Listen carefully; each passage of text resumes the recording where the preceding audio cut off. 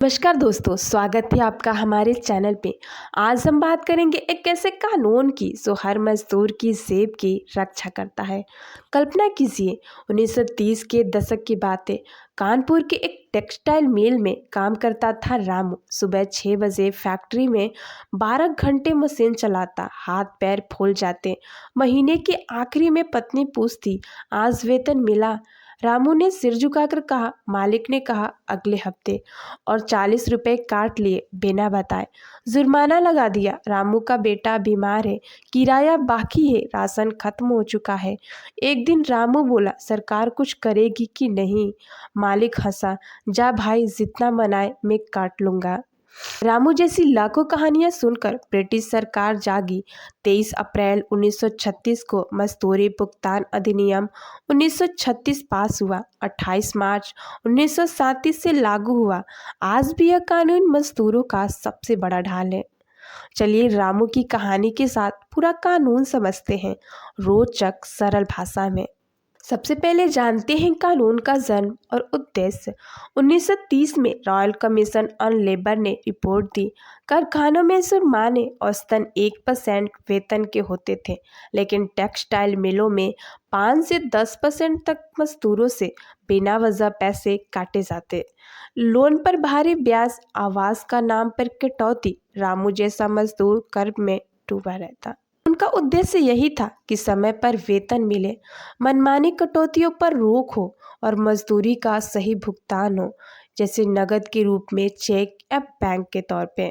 ध्यान दें, यह कानून न्यूनतम मजदूरी तय नहीं करता, वो मिनिमम वेज एक्ट 1948 का काम है।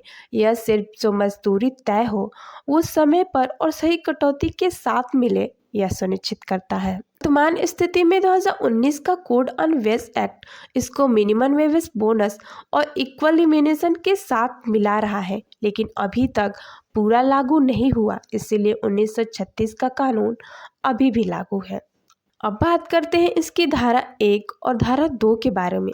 रामू का कारखाना औद्योगिक स्थान है। धारा 1 कहती है यह कानून लागू होता है कारखाना यानी फैक्ट्रीज एक्ट 1948 के अनुसार रेलवे, खान बागानों, निर्माण स्थानों, हवाई परिवहन आदि बहुत से जगहों पे यह कानून वही लागू होता है जहाँ के मजदूरों की आय 24,000 या फिर 24,000 से कम हो।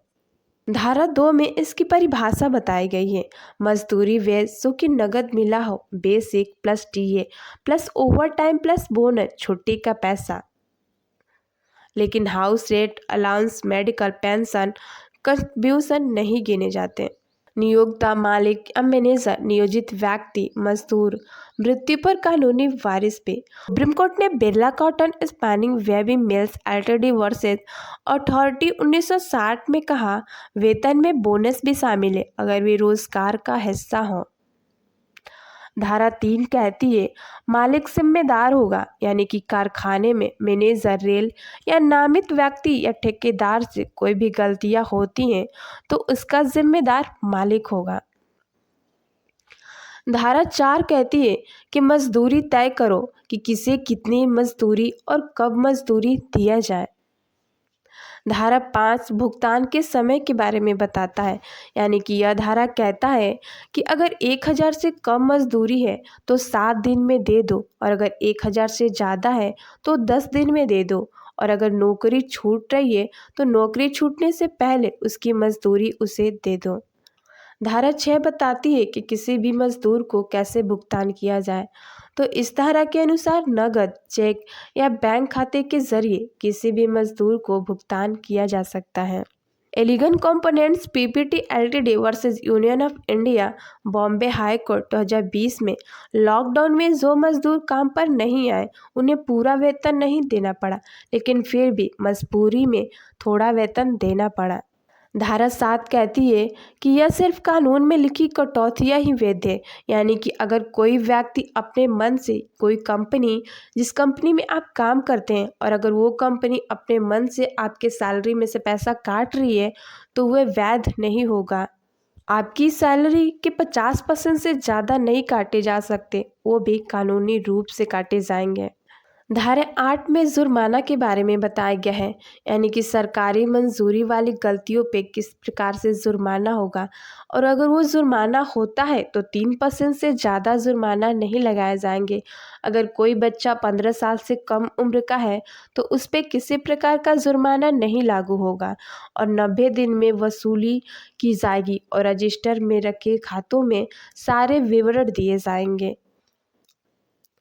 धारा 9 अनुपस्थिति के बारे में बताती है। धारा 10 नुकसान और हानि के बारे में बताती है, यानी अगर किसी व्यक्ति से किसी मजदूर से कोई लापरवाही की वजह से किसी प्रकार की हानि हो जाती है तो उसका मुआवजा उसकी पूरी सफाई सुनने के बाद ही लिया जाएगा। धारा 11 आवास सुविधाएं, एडवांस लोन, सरकारी सोसाइटी, इन सभी नियमों के बारे में बताती है। धारा 13 में बताया गया है कि निरीक्षक आ सकते हैं और आपके जो रजिस्टर हैं उन रजिस्टर को वो देख सकते हैं।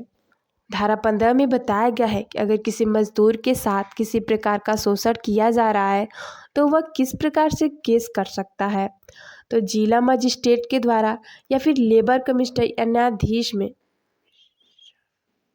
12 महीने के अंदर उसके केस फाइल करनी है और इतनी देरी क्यों हुई उसकी वजह को बतानी है। मजदूर के तनख्वाह में से उन्होंने गलती से पैसा काटा है तो वो पूरा पैसा वापस करेंगे और उसका 10 गुना मुआवजा भी देंगे और देरी होने पे 1500 से 3000 और प्लस 10 गुना मुआवजा और फैसला 3 महीने के अंदर आ जाना चाहिए। धारा 16 बताती है कि कई मजदूर एक साथ दावा कर सकते हैं। धारा 26 में बताया गया है कि सरकार मजदूरों या मालिकों के हित में कोई भी कानून बना सकती है। रामू ने धारा 15 के तहत दावा किया, अधिकारी ने मालिक को फटकार लगाई, पूरा पैसा मुआवजा दिलवाया। रामू खुश होकर बोला, अब कोई रामू को लूट नहीं सकता। दोस्तों, यह कानून मजदूरों का संरक्षक है। अगर आप मजदूर हैं तो जानिए अपने अधिकार, अगर मालिक है तो पालन कीजिए। मिलते हैं नेक्स्ट वीडियो में नेक्स्ट टॉपिक के साथ। तब तक जय हिंद, जय भारत।